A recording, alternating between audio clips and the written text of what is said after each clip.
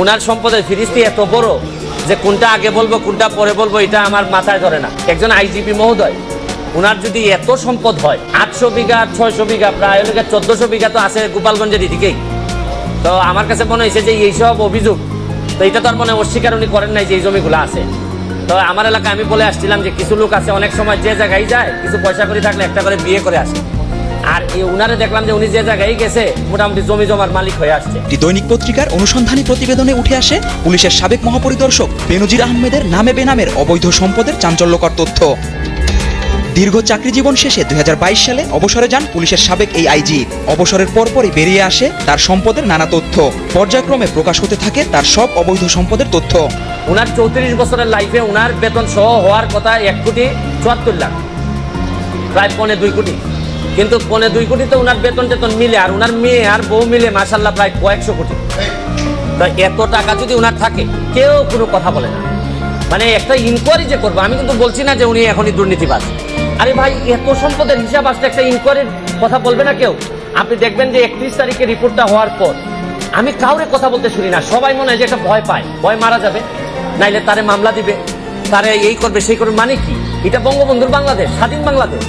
এখানে তো বঙ্গবন্ধু কন্যা স্পষ্ট বলছেন যে দুর্নীতির প্রশ্রয় দেওয়া হবে না, তাইলে এরকম একজন আইজিপির এত সম্পদের হিসাব আসছে কেউ কোনো কথা বলবে না। আর দুদক আল্লাহ মাহফুজ জানে নিজে স্টার্ট তো নিতেই পারে না, ধাক্কায় স্টার্ট হয় না।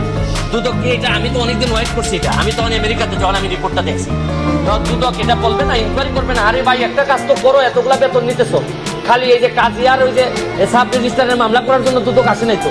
আর বড় জিনিস দেখলেই দুদক চুপসে যায়। আর আইজিপি মহোদয় এত সম্পদ বানাইলে হয় কি জানেন কোন জায়গায়? অশনি সংকেতটা কোন জায়গায়? অশনি সংকেত হচ্ছে কি, তাহলে যারা পরবর্তী আইজিপি মহোদয় যারা আছেন, পরবর্তীতে যারা আসবেন, তারা হয়তো ভাবতেছেন যে মডেল ক্যারেক্টার আমাদের কি হবে, যারা অসৎ হবে তারা তো বেনজির সাহেবকে ধরে নেবেন যে উনি হচ্ছেন কি আমাদের আদর্শ। তাই উনি যদি আদর্শ পরেরা ধরে নেয় তাহলে এরাও 800, 900, 1000 করে বিঘা কিনা লাগবে। তারপর আসছে নিচের যারা আছে, যারা অসৎ, এর মধ্যে অনেক সৎ অফিসার আছেন, তারা কিন্তু অনেক বেশি ফ্রাস্ট্রেটেড হবে যে আমরা সততা করে কিছুই তো করতে পারলাম না, মেয়েরে পড়াইতে পারি না।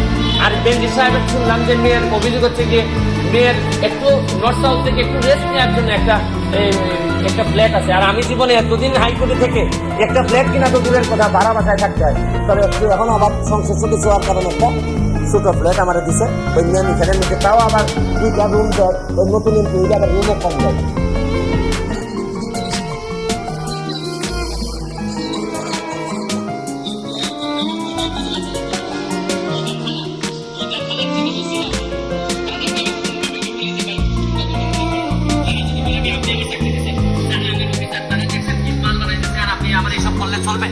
আমি এদের কি কন্ট্রোল করবো কিভাবে?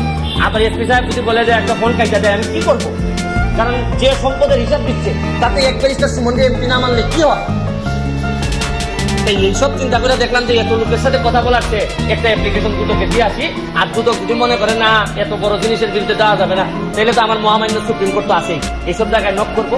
আমার কথা হচ্ছে যে ভাই কতটুকু করতে পারবো জানি না, তবে চোখ রেখে বলতে পারবো যে আমি চেষ্টা করে গেছি। যেগুলাতে চূড়ান্ত পরিণতি হয় না, এগুলাতে আমার অভিযোগ চূড়ান্ত রকমের দেশের প্রতি অবমাননা হয়েছে।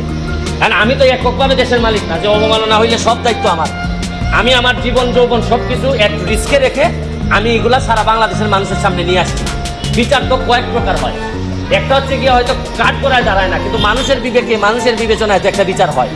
তো আপাতত না হয় এগুলা চলতে থাকুক, কেউ না কেউ এইসব জিনিস, এই শুনেন পতাকাটা তো কেউ না কেউ টেনে নিয়ে যায়, হয়তো পতাকার দাম কতটুকু থাকবে আমি জানি না, কিন্তু তাও তো ধরেন একটা মামলা, আপনি জানেন যে কিসের মামলাটা আমি সুরাহা করতে পারছি, হচ্ছে গিয়ে আপনার সেরাটনের মামলা, সালাম মুর্শিদির মামলা, তারপরে এস আলমের মামলা পারি না, এটা সুপ্রিম কোর্টে গিয়ে এটা আবার করে দিচ্ছেন।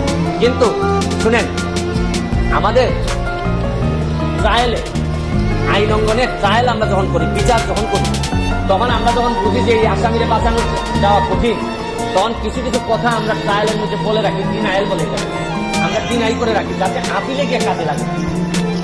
তা আমি যেগুলো করে যাচ্ছি এগুলো ডিনায়াল দিয়ে যাচ্ছি, হয়তো আমি এদেরকে করতে পারি না, ডিনায়াল দিয়ে যাচ্ছি। আমার একটা বিশ্বাস, আপিল মানে হচ্ছে নেক্সট জেনারেশন, কোনো না কোনো দেখতেন আসবে।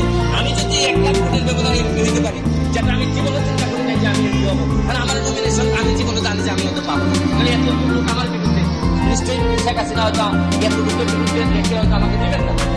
কত প্রকৃতির খেলা দেখছেন যে 1 লাখ কোটি আমি কিভাবে উৎপাদিত করে আনছি।